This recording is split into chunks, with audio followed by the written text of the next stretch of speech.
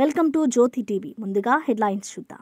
కాశీబుగ్గ ఘటన దురదృష్టకరం. బాధ్యులపై కఠిన చర్యలు తప్పవు. ప్రైవేట్ ఆలయ నిర్వాహకుల నిర్లక్ష్యమే ప్రమాదానికి కారణమని నిర్ధారణ. గాయపడిన వారికి ఉత్తమ వైద్యం అందించాలని సీఎం చంద్రబాబు ఆదేశం.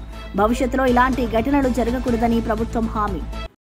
సర్దార్ ఆత్మహత్య కేసులో ఆలస్యం ఎందుకని ప్రవీణ్ కుమార్ ప్రశ్న. సాక్ష్యాలు ఉన్నా చర్యలు లేవు. నిందితుడు మాత్రం రక్షణలో ఉన్నాడని వెల్లడి.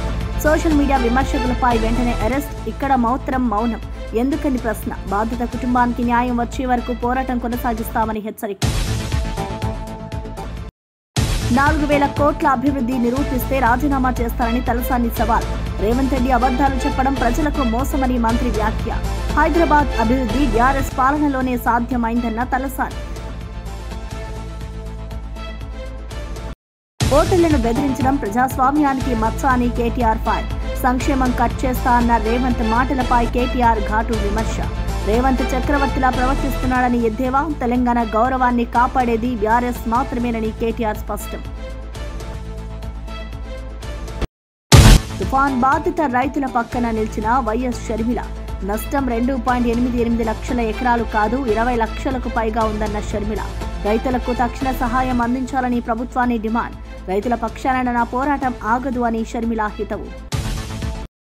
మాజీ ప్రధాని నెహ్రూపై ప్రధాని నరేంద్ర మోదీ చేసిన వ్యాఖ్యలను వెనక్కి తీసుకోవాలని మంత్రి పొన్నం ప్రభాకర్ డిమాండ్ చేశారు. స్వాతంత్ర ఉద్యమం గురించి తెలియని మోదీ నెహ్రూ గురించి మాట్లాడడం దేశ ప్రజలకు అవమానమని అన్నారు. అహింసా మార్గంలో స్వాతంత్ర్యం సాధించిన గాంధీ, ఇందిరాగాంధీల పట్ల ద్వేషంతో వ్యాఖ్యలు చేస్తున్నారని విమర్శించారు. చరిత్ర తెలియని వారు ఇలాంటివి మాట్లాడడం సరికాదని హెచ్చరించారు. వ్యాఖ్యలను వెనక్కి తీసుకోకపోతే దేశ ప్రజలు క్షమించారని, చరిత్రహీనులుగా మిగిలిపోతారని పొన్నం స్పష్టం చేశారు. తెలుసుకోండి, ప్రధానమంత్రి గారు ఆనాడు హైదరాబాద్ నిజాం నవాబు ముస్లిము, ప్రజలు హిందువులు. రాజు కోరుకున్నాడు పాకిస్తాన్లో కలవాలని, ప్రజలు కోరుకున్నారు భారతంలో విలీనం కావాలని. జమ్మూ కశ్మీర్ ప్రాంతంలో ఆనాటి రాజు హరి సింగ్ గారు, రాజు హిందువు, ప్రజలు ముస్లింలు, ప్రజలు పాకిస్తాన్లో కావాలంటే రాజు భారతదేశంలో విలీనం కావాలనుకున్నాడు. ఇది చరిత్ర. ఆనాడు నెహ్రూ గారి ఆలోచన మేరకే సర్దార్ వల్లభాయ్ పటేల్ గారు ఈ 2 అంశాలకు సంబంధించి పరిశీలన చేస్తారు. స్వతంత్ర ఉద్యమంలో లేనటువంటి చరిత్ర, దాని తదుపరి వచ్చిన తర్వాత కూడా ఎన్నడూ కూడా భారత రాజ్యాంగంలో భారతదేశ నిర్మాణానికి ఉపయోగపడింది. మీరు ఇవాళ నెహ్రూ గారిని విమర్శించేటువంటి దాకా దిగజారిందంటే, గాంధీ కుటుంబం పైన ఒక గారు స్వతంత్రంలో అహింసా పద్ధతి ద్వారా స్వతంత్రం సాధించిన గాంధీ గారి పట్ల, నెహ్రూ గారి పట్ల, ఉక్కు మహిళగా ఉన్న ఇందిరాగాంధీ గారి పట్ల, వీళ్ళ పట్ల పూర్తిగా ద్వేషభావం పెంచుకొని ఈ విధంగా అవమానపరిచే విధంగా మాట్లాడితే భారతదేశ ప్రజలు ఊరుకోరు. ఇది చరిత్ర కూడా క్షమించదు. ఎవరైనా ప్రస్తుతం చరిత్రగా మారకమానదు. మీరు కూడా చరిత్రలో హీనుడుగా మారకుండా ఉండేటువంటి పరిస్థితి ఉండాలంటే ఈ విధమైనటువంటి వ్యాఖ్యలు వెంటనే ఉపసంహరించుకోవాలనేటువంటి డిమాండ్ చేస్తా ఉన్నాం. రైతులకు ఉల్లి డబ్బులు చెల్లించకపోవడంపై టీడీపీ బక్కా పేపర్లే రాస్తున్నారని వైఎస్ఆర్సీపీ నేత మాజీ మంత్రి కాకాని గోవర్ధన్ రెడ్డి ఎద్దేవా చేశారు. రైతులకు సరైన యూరియా అందించకపోవడమే కాకుండా వారి కష్టాన్ని రాజకీయంగా వాడుకోవడం టీడీపీకి అలవాటైందని అన్నారు. రైతుల నష్టాలను దృష్టిలో ఉంచుకుని ప్రభుత్వం అన్ని చర్యలు తీసుకుంటోందని తెలిపారు. టీడీపీ ప్రజల మద్దతు కోల్పోయి ఇప్పుడు రైతులను మోసం చేసే ప్రయత్నం చేస్తుందని విమర్శించారు. రైతుల పక్షాన వైఎస్ఆర్సీపీ ఎప్పుడూ ఉంటుందని పేర్కొన్నారు. 271 కోట్లకు సంబంధించి జాబితా ప్రకటించేటువంటి దమ్ము, ధైర్యం మీకు ఉందా? 4 లక్షల టన్నులు అనుకూలమైనటువంటి ప్రతికూల పరిస్థితుల్లో 4 లక్షల టన్నులు పడితే మీరు ఎన్ని కొనుగోలు చేశారు? 6,000 క్వింటాలు కొనుగోలు చేశారు. మీరు కొనుగోలు చేసింది 6,000 క్వింటాలు. వాటికి సంబంధించి మీరు డబ్బు చెల్లించలేదని, అదిగో మీకున్నటువంటి మీ కరపత్రం నిద్రలేస్తే మీకు పాక ఒత్తు జాకీలు పెట్టి లేపేటువంటి ఆంధ్రజ్యోతి ఈ రోజు రాసింది. చెల్లించాల్సింది 17 కోట్లు, ఇప్పటికి చెల్లించింది 2,11,00,000 రేట్ ఇస్తానన్నారు. దానికి సంబంధించినటువంటి దాంట్లో 12 రూపాయలు కొంటామని చెప్పి చెప్పారు, కొన్నామని చెప్పి చెప్పారు. 8 రూపాయలు సబ్సిడీగా ఇస్తామన్నారు. వీటన్నిటితో పాటు ఎకరాకి 20,000 రూపాయలు చొప్పున హెక్టార్కి 50,000 రూపాయలు ఇస్తానన్నారు. ఒక్క రూపాయి ఇచ్చారా ఉల్లి రైతులకి? పాపం రైతులకు జగన్మోహన్ రెడ్డి గారి నాయకత్వంలో వైఎస్ఆర్ కాంగ్రెస్ పార్టీ ప్రభుత్వంలో ఎన్ని రకాల సమస్యలు వచ్చినా వాటిని పరిష్కరించడానికి అన్ని విధాలా అండగా నిలిచాం. ఈరోజు యూరియాకి సంబంధించినటువంటి దాంట్లో, విత్తనాలకు సంబంధించినటువంటి దాంట్లో ఎన్ని రకాలైనటువంటి ఇబ్బందులు పడుతున్నారు రైతులు. ఈరోజు మీరు యూరియా జిల్లాకు సంబంధించినటువంటి దాంట్లో యూరియా కార్డులు ఇప్పుడు ఖరీఫ్ ప్రారంభం కాకపోతే దాన్ని పంచబోతున్నారు. ఏమని పంచబోతున్నారు? యూరియాకి సంబంధించినటువంటి దాంట్లో యూరియా ఎంత ఇస్తారు? ఎకరాకి 3 బస్తాలు ఇస్తారా? ఎకరాకి 3 బస్తాలు యూరియా ఇస్తే దానికి సంబంధించినటువంటి దాంట్లో ఏ విధంగా మీరు వీటికి సంబంధించినటువంటి ఈ 3 బస్తాల రూపాయలు మీరు ఇచ్చినప్పుడు తీసుకోవాలన్నా పెట్టాం. ఖచ్చితంగా రైతుల పక్షాన నిలబడి రైతులకు అవసరమైనటువంటి పంటకు వాళ్ళకి ఎంత అవసరం అవుతుందో పంటలు సాగు చేయడానికి అంత ఖచ్చితంగా ఇవ్వాల్సిందే. మీరు ఇచ్చినటువంటి ఆ కార్డులు ఏదైనా ఉంటే మడిచి పెట్టుకోండి తప్ప మీరు వాటిని రైతులకు ఉపయోగపెట్టడానికి వీలు లేదు. రైతులకు ఎంత యూరియా అవసరమో అంత ఇవ్వండి. మొన్న రైతులు రోడ్డు ఎక్కారు, ఇబ్బందులు పడ్డారు, బ్లాక్ మార్కెట్ లో కొనుక్కోడారు. మీ పుణ్యమా అని చెప్పి ఈ అచ్చెన్నాయుడు మాట్లాడతాడు. నోరా ఇంకేదన్నా నాది. ఈరోజు నువ్వు ప్రైవేట్ వ్యక్తులకి డీలర్లకి ఉన్నటువంటి దాన్ని దోచిపెట్టి ఈరోజు మార్కెట్ ద్వారానో లేకపోతే ఆర్బికల్ ద్వారానో మీరు ఇవ్వనందువల్ల ఈరోజు పాప రైతులు బ్లాక్ మార్కెట్ లో కొనుక్కోవాల్సినటువంటి దుస్థితి. 84 లక్షల ఎకరాల్లో రైతుల బీమా పరిధిలోకి తీసుకొచ్చి 75 లక్షల ఎకరాల్లో పంటలకి ఉచిత బీమా కల్పించి 7,802 కోట్ల రూపాయలు జగన్మోహన్ రెడ్డి గారి ప్రభుత్వంలో చెల్లించాం. ఈ రోజు మీరు చూస్తే వాటన్నిటికీ సంబంధించి మంగళం పాడారు. ఎక్కడా కూడా రైతుల గురించి పట్టించుకునేటువంటి పరిస్థితుల్లో లేదు. ఈరోజు క్రాప్ లోన్ తీసుకున్నటువంటి 19 లక్షల మందికి మాత్రమే ఈరోజు ఆ వెసలుబాటు కలిగేటువంటి పరిస్థితి ఏర్పడింది. మిగిలిన రైతుల పరిస్థితి అగమ్యగోచరంగా తయారైపోయింది. కాబట్టి ఈ మధ్యనే మాకు వచ్చినటువంటి వార్త, ఎక్కడైతే ఇన్పుట్ సబ్సిడీ ఈ రోజు నష్టపోయిన వాళ్ళకి ఇస్తారో వాళ్ళ దగ్గర మేము ధాన్యం కొనుగోలు చేయము, పంటలు కొనుగోలు చేయము అని చెప్పి ప్రభుత్వం ప్రకటించింది. అంటే పంట అరాకొర మీరు ఇచ్చేటువంటి దాంతో నష్టపోగా పాపం రైతుకి ఏదన్నా పండితే దానిని మేము కొనము. అంటే రైతులకు ఏ విధంగా పరిహారం ఎగ్గొట్టాలా, రైతులకు ఏ విధంగా అన్యాయం చేయాలనేటువంటి ఆలోచన తప్ప రైతులకు న్యాయం చేయాలనేటువంటి ఆలోచన లేదు. ఇన్పుట్ సబ్సిడీ ఏంది? మీరు కనుక ఇన్పుట్ సబ్సిడీ తీసుకుంటే ఇంక మీరు పండించినటువంటి పంట మేము కొనుగోలు చేయము, ఆ సర్వే నెంబర్ అన్ని బ్లాక్ చేస్తాం, ఈ క్రాప్ లో డిలీట్ చేసేస్తాం, కాబట్టి మీ దగ్గర మేము కొనమనేటువంటి మాట్లాడటం దుర్మార్గం. కాబట్టి దాని మీద వైఎస్ఆర్ కాంగ్రెస్ పార్టీ రైతుల పక్షాన్ని నిలబడి పోరాటం చేస్తాం, పోరాటం చేయడానికి సిద్ధంగా ఉన్నామని చెప్పి ఈ సందర్భంగా తెలియజేస్తూ మీకు రేవంత్ రెడ్డి ఓట్లను బెదిరిస్తున్నారని బీఆర్ఎస్ వర్కింగ్ ప్రెసిడెంట్ కేటీఆర్ ఆరోపించారు. బీఆర్ఎస్ కు ఓటు వేస్తే సంక్షేమ పథకాలు కట్ చేస్తారని రేవంత్ వ్యాఖ్యలు చేయడం ప్రజాస్వామ్య విరుద్ధమని అన్నారు. సీఎం రేవంత్ తాను యుద్ధం చేసి గెలిచినా చక్రవర్తిలా ప్రవర్తిస్తున్నారని ఎద్దేవా చేశారు. ఓటర్లు ఇలాంటివి భరించారని, ఈసారి కాంగ్రెస్ కు తగిన బుద్ధి చెబుతారని అన్నారు. తెలంగాణ ప్రజల గౌరవాన్ని కాపాడేది బీఆర్ఎస్ మాత్రమేనని కేటీఆర్ ధీమా వ్యక్తం చేశారు. ఏం చెప్పాలి ప్రభుత్వంలో ఉన్నోళ్ళు? ఇగో మీరు మాకు అవకాశం ఇచ్చిర్రు, మీరు మాకు ఓట్లేసి మళ్ళీ గెలిపిస్తే మంచి పనులు చేస్తా అని చెప్పుకోవాలి, ఏమైనా తప్పులు ఉంటే తప్పులు కరెక్షన్ చేసుకుంటా అని చెప్పుకోవాలి. అంతేగాని బెదిరిస్తారా ఎవరన్నా ఓటర్లను? నువ్వు వేయకపోతే ఇది బంద్ పెడతా, అది బంద్ పెడతా. నేను అడుగుతున్నా, ఒక్కసారి ఆలోచన చేయండి. మీరు ఆ పదవే ప్రజలు ఇచ్చిన భిక్ష. ఆ పదవి మంత్రి పదవైనా, ఎమ్మెల్యే పదవైనా, ముఖ్యమంత్రి పదవైనా మీరు పెట్టిన భిక్ష. మీరు కాదనుకుంటే పెద్ద పెద్దోళ్ళే దిగిపోయినారు. ఎన్టీ రామారావుని ఒడగొట్టిరు, ఈ దేశంలో ఇందిరమ్మను ఒడగొట్టిరు. మరి ఈయన ఎంత 3 ఫీట్ల మనిషి, గట్టిగా మీరు అనుకుంటే తీసవతల వారేస్తారు. కానీ ఆయన ఎక్కువ ఊహించుకుంటున్నాడు. ఆయన నేనేదో రాజు అయిపోయినా, చక్రవర్తిని అయిపోయినా, నన్ను మించినవాడు లేడు, నేనేదో యుద్ధంలో గెలిచి వచ్చినా, ఇది నా సామ్రాజ్యం అన్నట్టు ఇది కట్ చేస్తా, అది కట్ చేస్తా అంటే ఆయన తోక కట్ చేసే రోజులు ఎక్కువ దూరం ఏం లేదు. జూబ్లీ హిల్స్లో బరాబర్ ప్రజలు తోక కట్ చేసే ఆలోచనలు ఉన్నారు. కాంగ్రెస్ పార్టీది బుద్ధి చెప్పే ఆలోచనలు ఉన్నారు. మోందా తుఫాన్ కారణంగా పంటలు దెబ్బతిన్న ప్రాంతాలను పరిశీలించారు. తుఫాన్ రైతులకు అపార నష్టం, తీరని బాధను మిగిల్చిందని ఆవేదన వ్యక్తం చేశారు. ప్రభుత్వం నష్టాన్ని కేవలం 2.88 లక్షల ఎకరాలకే పరిమితం చేయడం అన్యాయమన్నారు. వాస్తవానికి 20 లక్షల ఎకరాలకు పైగా పంటలు మునిగిపోయాయని వివరించారు. రైతులను ఆదుకోవడం ప్రభుత్వ ధర్మమని గుర్తు చేశారు. ఇక తుఫాన్ బాధిత రైతు కుటుంబాలకు తక్షణ సహాయం అందించాలని డిమాండ్ చేశారు. రైతుల పక్షాన పోరాటం కొనసాగిస్తారని షర్మిల తెలిపారు.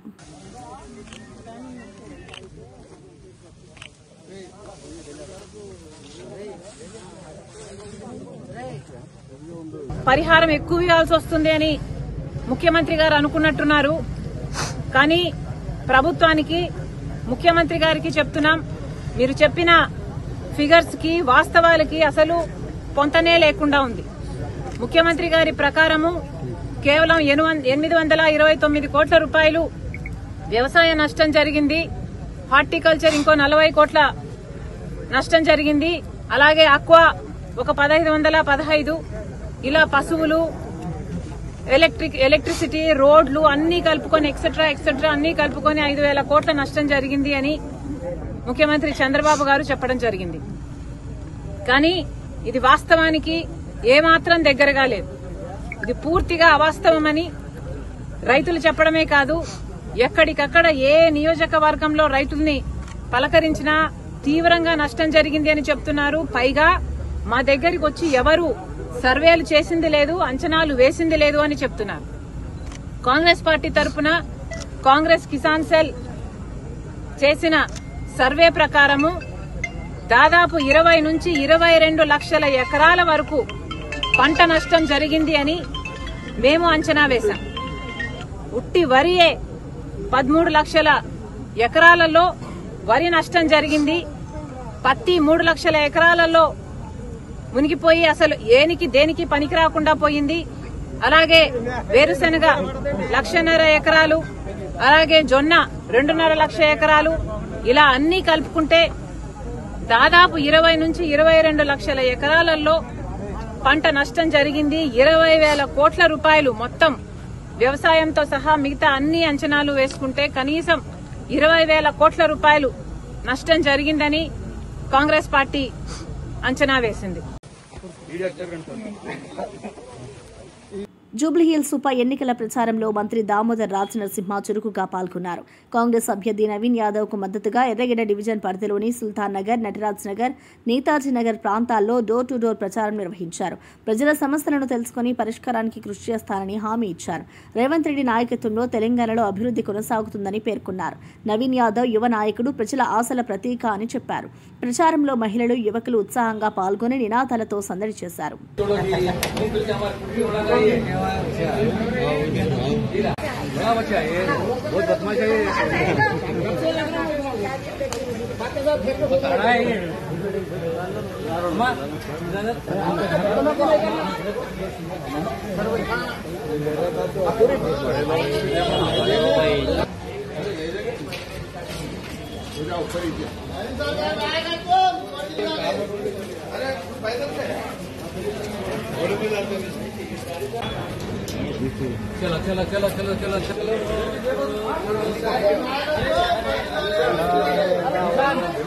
కాంగ్రెస్ ప్రభుత్వం రైతులను పూర్తిగా నిర్లక్ష్యం చేస్తుందని బీజేపీ శాసనసభ పక్ష నేత మహేష్ రెడ్డి తీవ్రంగా విమర్శించారు.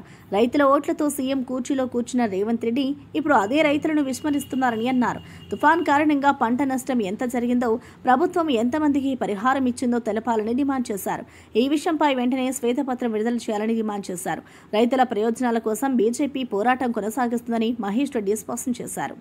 జరిగింది కానీ ముఖ్యమంత్రి మాత్రం ఇప్పటి వరకు ఒక్కరికి కూడా పంట నష్ట పరిహారం ఇవ్వాలని ఆలోచన చేయలేదు. నేను ఒకటే అడుగుతా ఉన్నాను ముఖ్యమంత్రి గారిని, మీరు ముఖ్యమంత్రిగా ఎన్నికైనప్పటి నుంచి అకాల వర్షాల వలన ఇప్పటి వరకు ఎన్ని లక్షల ఎకరాల భూమికి పంట నష్టం జరిగింది, ఎన్ని లక్షల మంది రైతులు నష్టపోయినరో, మరి ఇప్పటి వరకు ప్రభుత్వం ద్వారా ఎంతమంది రైతులు మీరు ఆదుకున్నారు, ఎన్ని లక్షల ఎకరాలకు ఎంత రెమ్యునరేషన్ ఇచ్చినారో, కంపెన్సేషన్ ఇచ్చినారో ఒక శ్వేతపత్రం విడుదల చేయాలని చెప్పి నేను కోరుతా ఉన్నాను. రేవంత్ రెడ్డికి ప్రతి అంశంలో కూడా రాజకీయం కనపడుతుంది. ఏ రోజు కూడా ప్రజల్ని ఆదుకోవాలని, రైతుల్ని ఆదుకోవాలని, ఈ రాష్ట్రానికి మేలు చేయాలన్న ఆలోచన మాత్రం రేవంత్ రెడ్డి గారికి ఏ రోజు కూడా ఉండదు. ఒక వరి పంట వేయాలంటే కనీసం 30,000 ఎకరానికి 30,000 పెట్టుబడి కావాలి. రైతులు ఈ రోజు నిన్ననే నేను నిజామాబాద్ వెళ్ళొచ్చిన, పండించిన పంట ఎంతో కష్టపడి పండించినటువంటి పంట ఎకరానికి 35 క్వింటాలు వస్తుంది, కనీసం 20 క్వింటాలు కూడా ఈసారి రాలేదు. విపరీతమైనటువంటి అధిక వర్షపాతం వల్ల వచ్చిన 20 క్వింటాలు కూడా కొనుగోలు కేంద్రాలకు తరలించిన తర్వాత ఈ అకాల వర్షం వల్ల పూర్తిగా తడిచిపోయి ధాన్యం అంతా నీళ్లలో ఉంటే రైతులు బాధపడుతున్నటువంటి సన్నివేశాలు చూస్తుంటే ఎవరన్నా చలించిపోవాల్సిందే. మరి అంత బాధలో ఈ రోజు రైతులు ఉండి ప్రభుత్వం వైపు సాయం చేస్తారని ఎదురు చూస్తా ఉంటే కేవలం పేపర్ స్టేట్మెంట్లకి పరిమితమవుతారు తప్ప మీరు ఏ రోజు కూడా రైతులను పట్టించుకున్న పాపన పోలేదు. ఇప్పటి వరకు ₹1 కంపెన్సేషన్ ఇవ్వాలన్న ఆలోచన మీకు లేదంటే ఎంత దుర్మార్గమైనటువంటి పాలన ఈ రాష్ట్రంలో జరుగుతున్నదో ఇంతకన్నా నిదర్శనం ఇంకొకటి లేదు అని చెప్పి నేను తెలియజేస్తా ఉన్నాను. ముఖ్యమంత్రి గారు వెంటనే వరి పంటకు ₹30,000 ఎకరానికి నష్టపరిహారం చెల్లించాల్సిందే. ఖచ్చితంగా మీరు 30,000 ఎకరానికి పంట నష్ట పరిహారం చెల్లించే వరకు భారతీయ జనతా పార్టీ తరఫున మేము ప్రశ్నిస్తూనే ఉంటాం. అవసరమైతే దీని మీద మేము ఉద్యమానికి కూడా మేము ఆలోచన చేస్తామని కూడా తెలియజేస్తా ఉన్నాం. ప్రతిసారి కేవలం ముసలి కన్నీళ్లు కార్చడం, ఊరికే హెలికాప్టర్లో గాలి తిరుగుడు తిరిగి వచ్చేసి ఒక స్టేట్మెంట్ ఇచ్చి వదిలేస్తా ఉన్నారు. మరోవైపు కొనుగోలు కేంద్రాల్లో మాయిశ్చర్ 17% ఉండాలా, తడిచిన ధాన్యం కొనుగోలు చేయమని చెప్పేసి అక్కడ కొనుగోలు కేంద్రాల్లో రిస్ట్రిక్షన్స్ ఉంటాయి. మరి రైతు ఎంతో కష్టపడి పండించిన పంట ఆరబెట్టిన తర్వాత కూడా ఇప్పుడున్నటువంటి అట్మాస్ఫియర్ కి అక్కడ మాయిశ్చర్ వస్తలేదు. చివరకు సగం ధరకు వాళ్ళు ప్రైవేట్ వాళ్ళకి అమ్ముకునేటువంటి దుస్థితి వచ్చింది. కొన్ని చోట్ల ప్రైవేట్ వాళ్ళు కూడా తడిసిన ధాన్యం అని చెప్పేసి కొనే పరిస్థితులు లేరు. మరి ఇలాంటి పరిస్థితుల్లో మీరు రైతులను ఆదుకోకుంటే ఇంతకన్నా దుర్మార్గం ఇంకొకటి లేదు అని చెప్పేసి మేము తెలియజేస్తా ఉన్నాం. శ్రీకాకుళం జిల్లాలోని కాశీబుగ్గ వెంకటేశ్వర ఆలయంలో తొక్కిసలాట చోటు చేసుకునే విషాదం నెలకొంది. ఏకాదశి సందర్భంగా వేలాది మంది భక్తులు చేరడంతో గందరగోళం ఏర్పడింది. ఈ ఆలయం ప్రభుత్వ నిర్వహణలో లేని ప్రైవేట్ ఆలయమని అధికారులు తెలిపారు. ఆలయ సామర్థ్యం కేవలం 3,000 మంది వరకు ఉన్నప్పటికీ ఒకేసారి 25,000 మంది రావడం కారణమని అన్నారు. నిర్వాహకులు ముందస్తు అనుమతులు తీసుకోకపోవడమే ప్రమాదానికి దారితీస్తుందని వెల్లడించారు. సీఎం ఆదేశాల మేరకు మంత్రులు, అధికారులు సహాయక చర్యలు చేపట్టారు. గాయపడిన వారిని ఆసుపత్రికి తరలించి చికిత్స అందిస్తున్నారు.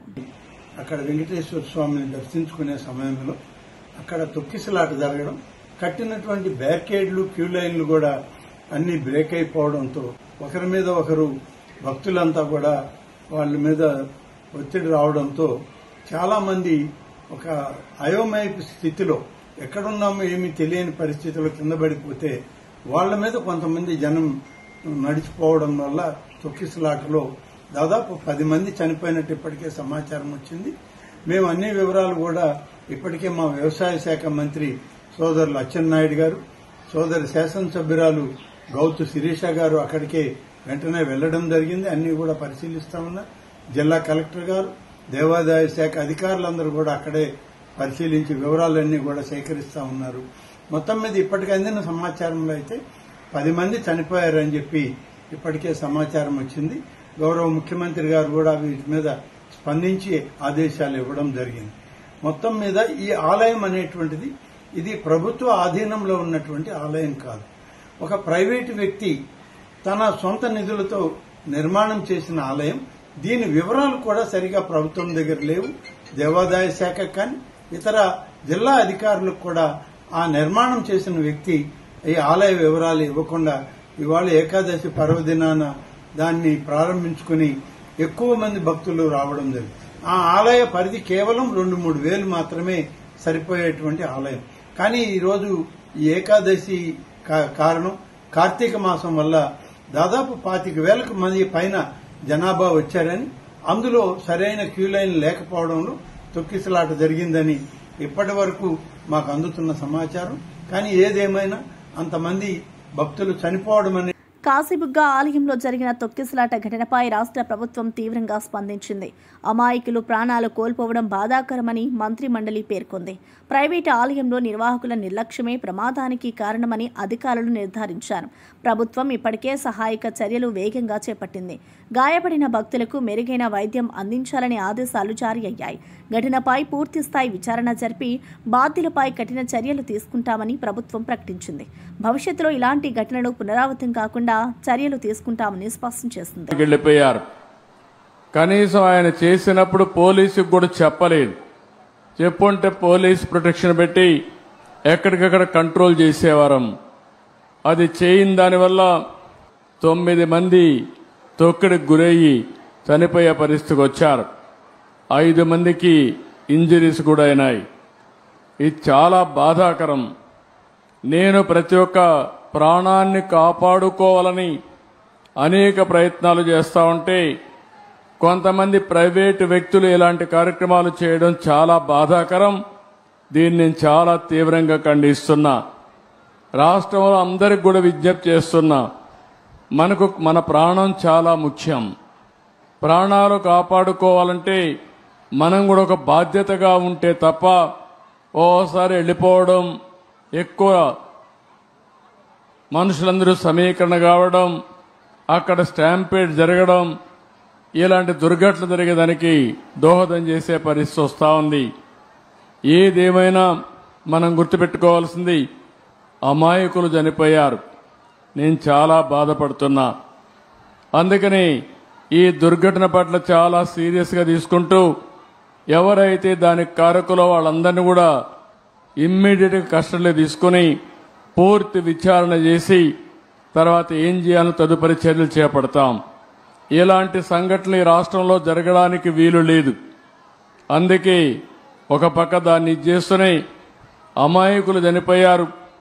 9 మంది ప్రాణాలు కోల్పోయారు. ఆ 9 మంది ప్రాణాలు కోల్పోయిందని నేను చాలా బాధపడుతున్నా. ఏ ఒక్క వ్యక్తి చనిపోకూడదనేది నా భావన. ప్రాణం విలువైనది. అలాంటి ప్రాణాలు పోగొట్టుకున్నప్పుడు మనం కూడా బాధ్యతనే ఇది చేయాల్సిన అవసరం ఉంటుంది. అలాంటి కుటుంబాలకు నా ప్రగాఢ సానుభూతి తెలియజేసుకుంటూ చనిపోయిన వాళ్ళందరికీ మన నివాళులు అర్పిస్తూ వాళ్ళ ఆత్మకు శాంతి కలగాలని, అది కూడా దేవుని సన్నిధిలో చనిపోయారు, దేవుని కోసరం పోయారు. కానీ ఈరోజు వాళ్ళంతా కూడా ప్రాణాలు వదిలిపెట్టే పరిస్థితి వచ్చారు. చాలా బాధేస్తుంది. ఏదేమైనా మనం అందరం నిమిత్త మాత్రం. ఓసారి సంఘటనలు జరుగుతాయి. జరగకూడదని ఎన్ని ప్రయత్నాలు చేసినా కొన్ని సంఘటనలు జరుగుతున్నాయి. కాంగ్రెస్ కార్పొరేటర్ బాబా ఫసయుద్దీన్ వేధింపుల కేసులో ఆలస్యం ఎందుకని బీఆర్ఎస్ నాయకుడు ఆర్ఎస్ ప్రవీణ్ కుమార్ ప్రభుత్వం పోలీసులను నిలదీశారు. సర్దార్ అనే వ్యక్తి వేధింపులు తాళలేక ఆత్మహత్య చేసుకున్నాడని ఆధారాలు ఉన్నా ఇప్పటి వరకు చర్యలు ఎందుకు లేవని ప్రశ్నించారు. మృతుడి కుటుంబానికి రక్షణ ఇవ్వకపోవడం, నిందితుడికి గన్మెన్ కేటాయించడం ఆశ్చర్యమన్నారు.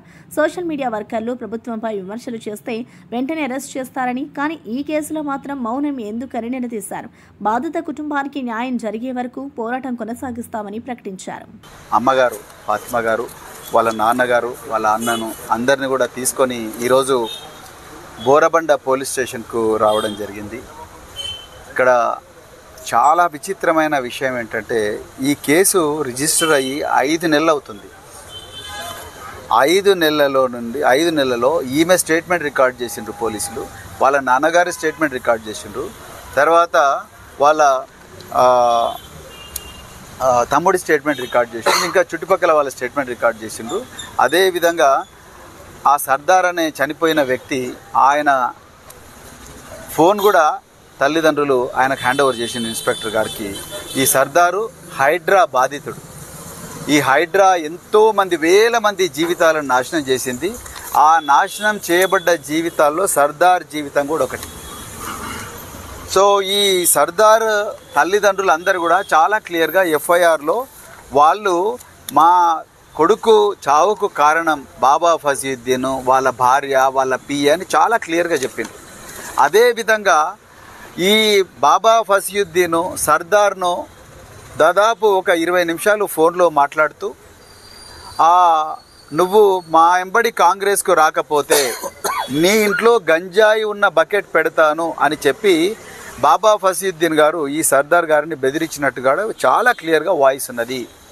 కానీ 5 నెలలైంది ఈ మాట్లాడిన వ్యక్తి బాబా ఫసయుద్దీన్, అటువైపు సర్దారు ఆయన మాటలు విన్న వ్యక్తి అని చెప్పేసి చాలా క్లియర్గా ఉన్నప్పటికీ కూడా 5 నెలలైంది ఇంతవరకు ఇన్వెస్టిగేషన్ ఎటు పోవడం లేదు.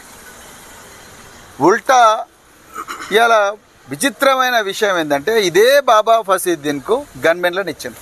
నిజానికి గన్మెన్లు ఇవ్వాల్సింది ఫాతిమా గారికి, గన్మెన్లను ఇవ్వాల్సింది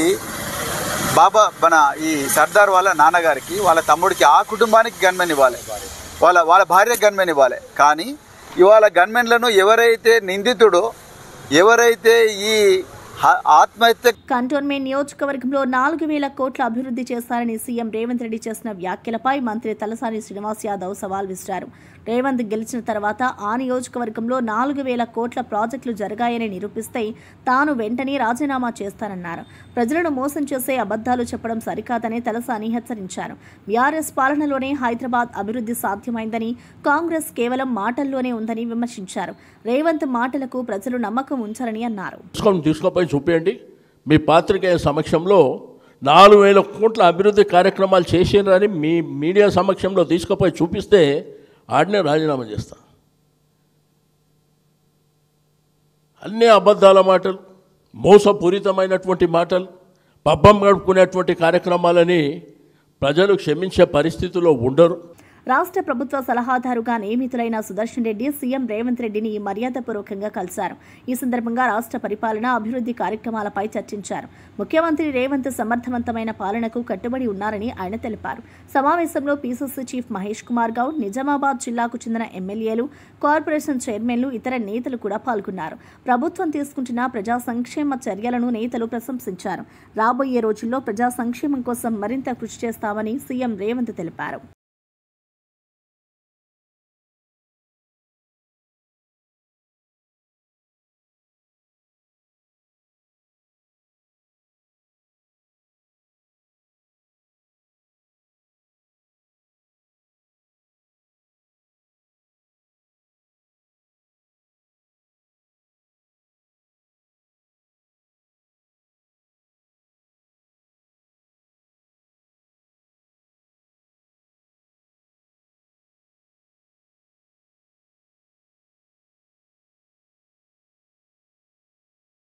బులెటిన్ ముగించే ముందు హెడ్లైన్స్ మరోసారి చూద్దాం. కాశీబుగ్గ ఘటన దురదృష్టకరం. బాధ్యులపై కఠిన చర్యలు తప్పవు. ప్రైవేట్ ఆలయ నిర్వాహకుల నిర్లక్ష్యమే ప్రమాదానికి కారణమని నిర్ధారణ. గాయపడిన వారికి ఉత్తమ వైద్యం అందించాలని సీఎం చంద్రబాబు ఆదేశం. భవిష్యత్తులో ఇలాంటి ఘటనలు జరగకూడదని ప్రభుత్వం హామీ. సర్దార్ ఆత్మహత్య కేసులో ఆలస్యం ఎందుకని ప్రవీణ్ కుమార్ ప్రశ్న. సాక్ష్యాలు ఉన్నా చర్యలు లేవు. నిందితుడు మాత్రం రక్షణలో ఉన్నాడని వెల్లడి. సోషల్ మీడియా విమర్శకులపై వెంటనే అరెస్ట్. ఇక్కడ మాత్రం మౌనం ఎందుకని ప్రశ్న. బాధిత కుటుంబానికి న్యాయం వచ్చే వరకు పోరాటం కొనసాగిస్తామని హెచ్చరిక. 4,000 కోట్ల అభివృద్ధి నిరూపిస్తే రాజీనామా చేస్తారని తలసాని సవాల్. రేవంత్ రెడ్డి అబద్దాలు చెప్పడం ప్రజలకు మోసమని మంత్రి వ్యాఖ్య. హైదరాబాద్ అభివృద్ధి టీఆర్ఎస్ పాలనలోనే సాధ్యమైందన్న తలసాని. ఓటర్లను బెదిరించడం ప్రజాస్వామ్యానికి మచ్చ అని కేటీఆర్ ఫైర్. సంక్షేమం కట్ చేస్తా అన్న రేవంత్ మాటలపై కేటీఆర్ ఘాటు విమర్శ. రేవంత్ చక్రవర్తిలా ప్రవర్తిస్తున్నాడని ఎద్దేవా. తెలంగాణ గౌరవాన్ని కాపాడేది బీఆర్ఎస్ మాత్రమేనని కేటీఆర్ స్పష్టం. తుఫాన్ బాధిత రైతుల పక్కన నిలిచిన వైఎస్ షర్మిల. నష్టం 2.88 లక్షల ఎకరాలు కాదు 20 లక్షలకు పైగా ఉందన్న షర్మిల. రైతులకు తక్షణ సహాయం అందించాలని ప్రభుత్వాన్ని డిమాండ్. రైతుల పక్షాన నా పోరాటం ఆగదు అని షర్మిల హితవు. ఈ బులెటిన్ విశేషాలు మరో బులెటిన్లో మళ్ళీ కలుద్దాం.